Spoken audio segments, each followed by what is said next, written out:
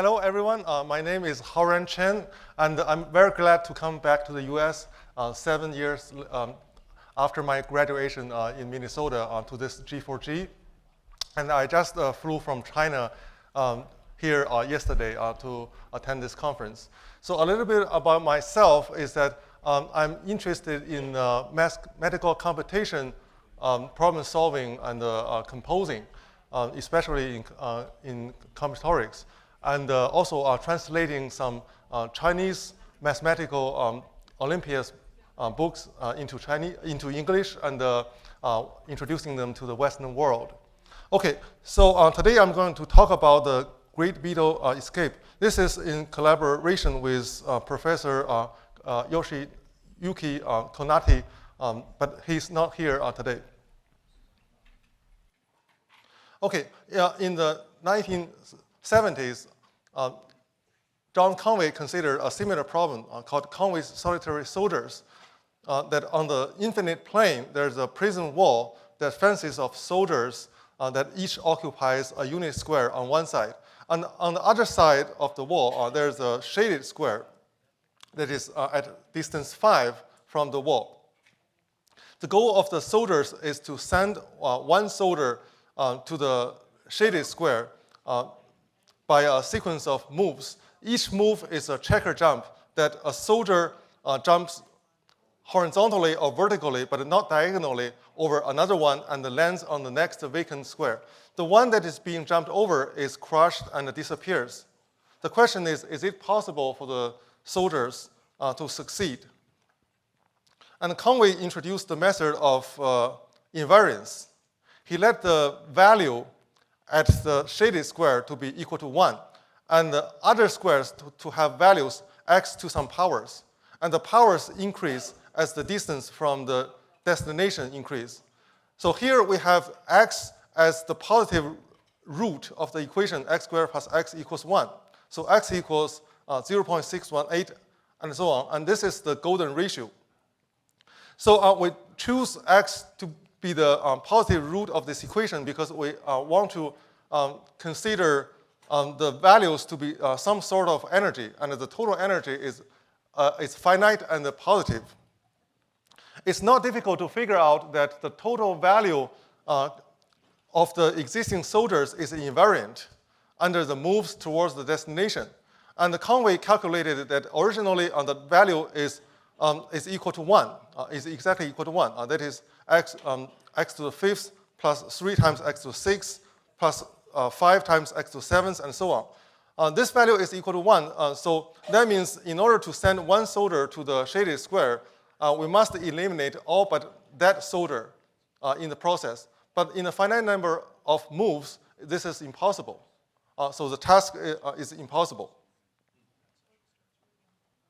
Okay, now we move on to our problem, the Great Beetle escape.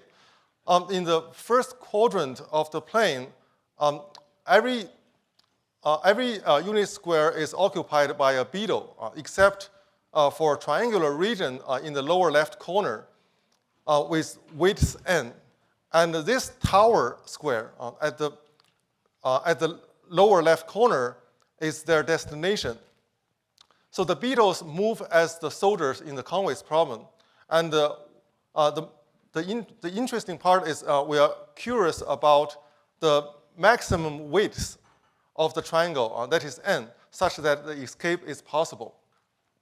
So here we also use the method of invariance, and we let the value of the tower square to be equal to 1, and other squares to have values x to some powers.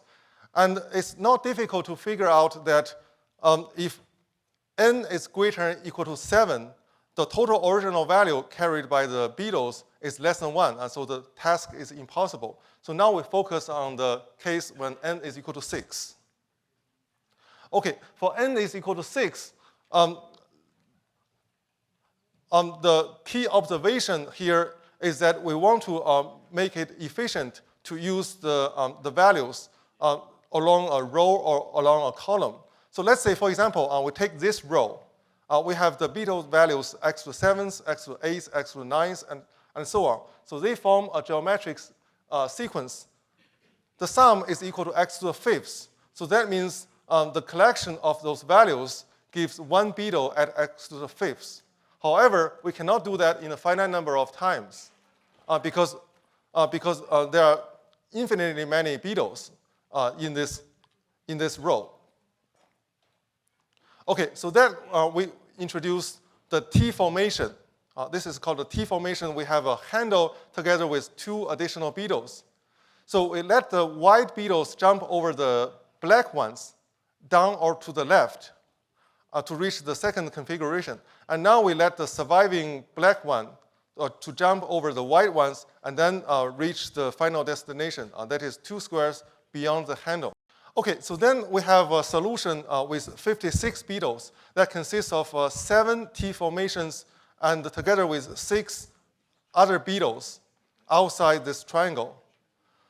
We first let the beetles finish 6 out of the 7 formations to reach this configuration. We have 6 circle dots inside the triangle, so they are from the T formations. And then we have 1 left with another 6 beetles.